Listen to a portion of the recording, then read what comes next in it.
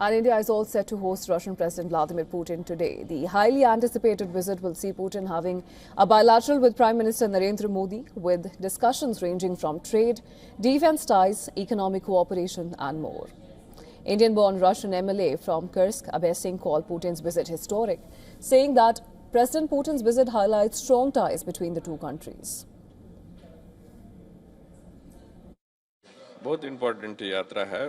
हमारे राष्ट्रपति Vladimir Putin साहब सब देश नहीं जाते हैं, लिमिटेड कंट्री जाते हैं। वो कुछ इलीगल हम मानते हैं कि वो इलीगल कोर्ट का डिसीजन करके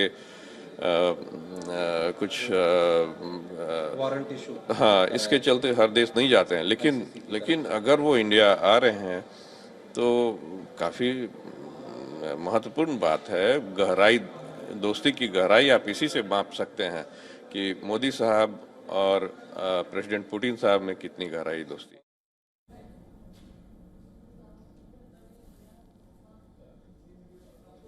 Abhay Singh also shared that Moscow and New Delhi are discussing ways to strengthen their military ties, with discussions ongoing on New Delhi wanting to not just buy S-400 missile systems from Moscow, but also S-500 and Sukhoi 57 fifth-generation fighter jet.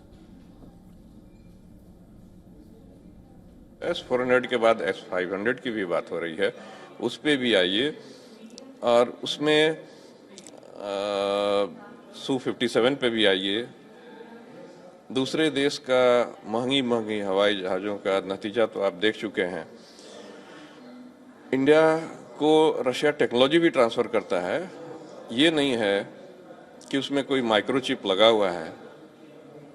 अगर जो देश बेच रहा है वो बोलेगा आप इस पे हमला कर सकते हैं, इस पे हमला नहीं कर सकते हैं, अगर आप करेंगे तो माइक्रोचिप को ऑफ कर देता है। ऐसा नहीं होता है। रशिया का दूसरा सिद्धांत है, आपने पूरा पैसा दे दिया, आप पूरा ले जाइए, जो मन है, जो आपकी मर्जी वो करिए।